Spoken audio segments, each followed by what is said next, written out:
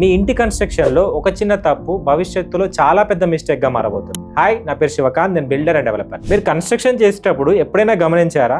మేస్త్రీలు cement mixing ఇసుకకి ఎంత కలుపుతున్నారో చూసారా? వాళ్ళు ఏం చేస్తారంటే కొన్ని గంపల ఇసుక తీసుకొచ్చి పోసి దాని మీద ఒక హాఫ్ బ్యాగ్ సిమెంట్ చల్లి దాన్ని మిక్సింగ్ చేసేస్తారు. నెక్స్ట్ రౌండ్ వచ్చేసరికి మళ్ళీ కొన్ని గంపలు ఇసుక పోసి మళ్ళీ కొంచెం ఈ సిమెంట్ వేసి కలిపేస్తూ ఉంటారు. ఇక్కడ చేస్తున్న మిస్టేక్ ఇదే. ఏదైతే సిమెంట్ మిక్సింగ్ మీరు కట్టుబడికి కానీ ప్లాస్టిక్ కానీ చేస్తున్నారో రేషియో ప్రపోర్షనేట్ లో చూసుకునేటట్టుగా సిమెంట్ అనేది మిక్సింగ్ చేయాలి. ఒకవేళ సిమెంట్ తక్కువ అవుతే క్రాక్స్ వచ్చే అవకాశం ఉంటుంది. సిమెంట్ ఎక్కువైనా కూడా ఇబ్బందులే ఉంటాయి. సో మీరు ఇంజనీర్ కి డబ్బులు ఇస్తున్నారు, మేస్త్రికి డబ్బులు ఇస్తున్నారు, పని వాళ్ళకు కూడా డబ్బులు ఇస్తున్నారు, కానీ క్వాలిటీ మాత్రం తీసుకురాలేకపోతున్నారు. ఇలా రేషియో తగ్గితే గోడల బలం చాలా తగ్గిపోతుంది, మళ్ళీ క్రాక్స్ కూడా త్వరగా వస్తాయి. సో ఈ మెయింటెనెన్స్ కూడా మీకు ఎక్స్పెన్స్ అయిపోతుంది, బర్డెన్ అవుతుంది. ఇల్లు కట్టేటప్పుడు కాంక్రీట్ మిక్స్ కానీ కట్టుబడికి కానీ ప్లాస్టిక్ కానీ దుబారా కానీ ఏం చేసినా కానీ సిమెంట్ ప్రపోర్షనేట్ రేషియోలో వాడడం నేర్చుకోండి. దానివల్ల మీకు కాస్ట్ ఆదా అవుతుంది, మీకు కావాల్సిన క్వాలిటీ కట్టుకోగలరు. ఇలాంటి కన్స్ట్రక్షన్ టిప్స్ అండ్ మిస్టేక్స్ గురించి తెలుసుకోవడం కోసం నా ఛానల్ని వెంటనే ఫాలో చేయండి.